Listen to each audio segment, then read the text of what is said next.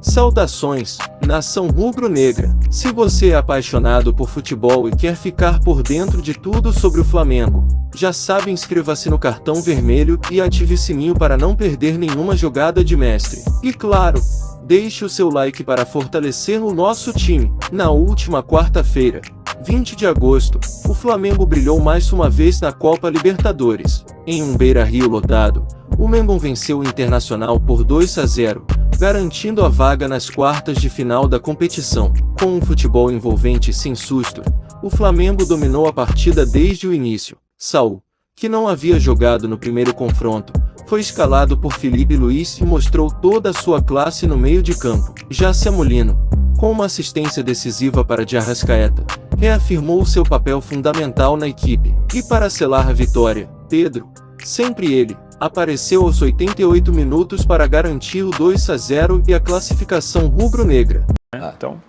Agora, Mauro, dito isso, eu queria que você falasse qual classificação foi mais fácil e se, diante do que jogou o Flamengo, se o Flamengo a gente pode falar sem muito medo e sem receio que o Flamengo é favorito dessa Libertadores, que está sobrando perto de todo mundo, ou não? O Palmeiras foi mais fácil porque pegou uma carne assada. O Flamengo não pegou uma carne assada. Embora o Internacional seja inferior ao Flamengo, não é um time pobrezinho, né? É um elenco, sei lá, 9, 10 vezes mais caro do que o elenco do time peruano. O Internacional tem um goleiro de seleção do Uruguai, centroavante da seleção do Equador, que faz boa besta Copa do Mundo, centroavante com passagem de seleção colombiana. Tem o Alan Patrick, que é um jogador caro, né? Tem o Thiago Maia, contratou o Alan Rodrigues, tem o Bernabé, tem o Vitão, né? Ou seja, tem vários jogadores, tem muito investimento. O Internacional é um daqueles times que vendeu 50 anos de direitos de transmissão do Campeonato Brasileiro, investiu em contratações. Não estamos falando aqui de um time pobrezinho, embora a narrativa que parta de alguns setores faça parecer o contrário. É um time com investimento que no início do Brasileiro muitos apontavam como candidato ao título. Agora o Flamengo é mais bem treinado, tem os jogadores melhores e venceu os 2 jogos com muita autoridade, esse segundo jogo especialmente. Eu não acho que a chuva de papel tenha prejudicado tanto assim o Inter. Ia ser engolido do mesmo jeito. Isso é uma tolice achar que, porque a torcida, não ia mudar nada a torcida internacional, não ia mudar nada. Como não mudou em várias eliminações recentes que o Inter teve em casa. Foi eliminado 2 vezes pelo Fluminense. Agora na Copa do Brasil e aquela outra em 2023 na Copa Libertadores. O Internacional não tem sido um time competitivo em casa, não tem conseguido transformar o seu estádio nesse tal caldeirão. Fica muito mais o discurso do que outra coisa, né? Não acho que fosse mudar nada. O Flamengo joga bem fora de casa, hoje é um time que se impõe e, evidentemente, passa como um favorito. Acho que, assim, nenhum dos 3 times que está na ala do Flamengo, né, em condições normais, elimina o Flamengo. Se não entrar no modo Central Córdoba, que foi um jogo sem mobilização, salto alto, uma conduta inaceitável, uma atuação patética e uma derrota vergonhosa no Maracanã, que comprometeu toda a fase de grupos, né, porque passou a jogar sempre com a corda no pescoço, não podia perder em Quito, não podia isso, não podia aquilo, porque poderia ser eliminado, e quase foi eliminado ridiculamente na fase de grupos, né? Se não entrar naquele modelo de comportamento, modelo, entre aspas, né, o Flamengo passa por qualquer um dos adversários. O Estudiantes é um time bem limitado, se classificou, inclusive, contra o Cerro com um pênalti bem maroto lá em Assunção, não fez nada contra o Cerro do jogo de volta, não criou nenhuma chance de gol. É um time só esforçado, que corre muito, mas não tem qualidade. E o Racing e o Vélez também são inferiores ao Flamengo, bem inferiores. Eu acho que se o Flamengo fizer jogos no nível que fez contra o Internacional, o Flamengo vai à final. Depende de fazer bons jogos.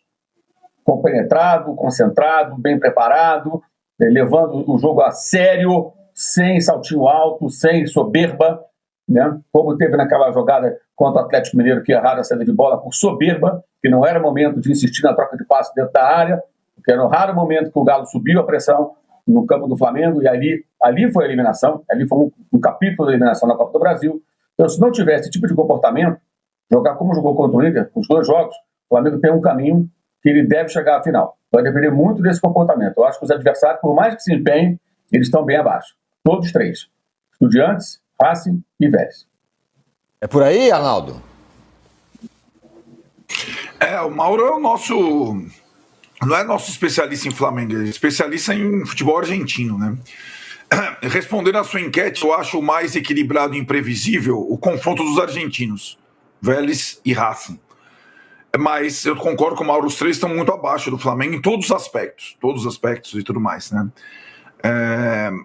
É um torneio eliminatório, é um pouco diferente. O Flamengo não tem melhor campanha que o Estudiantes, por exemplo, né? Ele fez uma fase de grupos ruim, como disse o Mauro, ficou em segundo colocado, tem vexames recentes na história da Libertadores e tudo mais.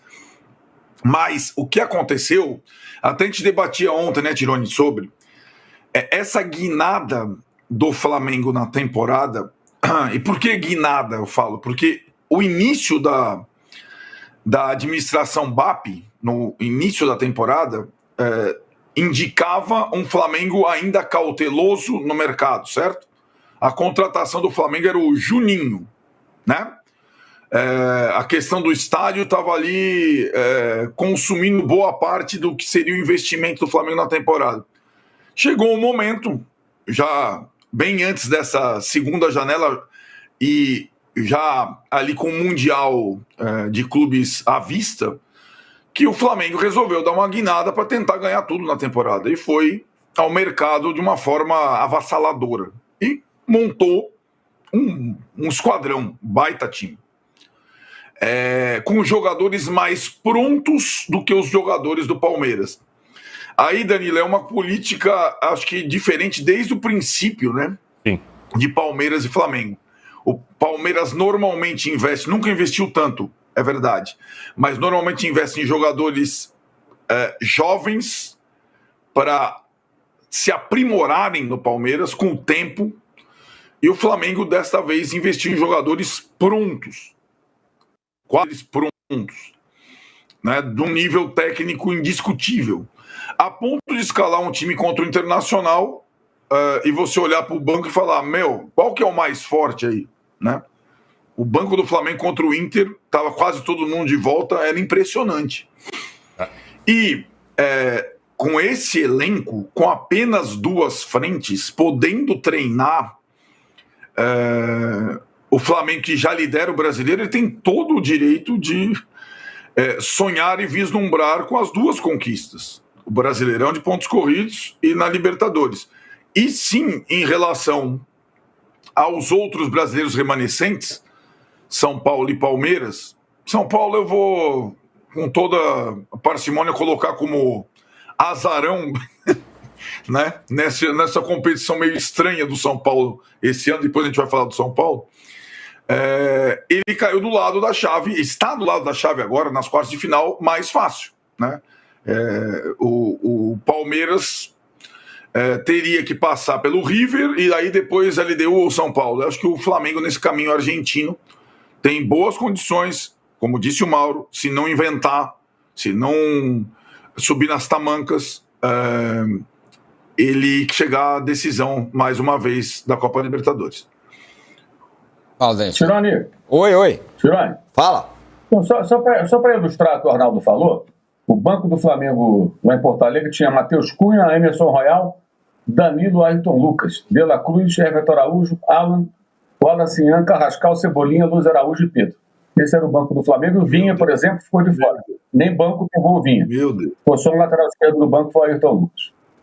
Vamos lá, se a gente pega essa turma toda aí do banco Fala um time do Brasil que algum não seria titular. Com essa atuação sólida, o Flamengo segue firme na busca pelo bicampeonato da Libertadores. E você, torcedor, já está inscrito no Cartão Vermelho? Não perca nenhuma jogada de mestre. Inscreva-se, deixe o seu like e compartilhe com a galera. Até o próximo apito final. Cartão Vermelho, o seu canal de futebol com paixão e informação. Nos vemos no próximo jogo.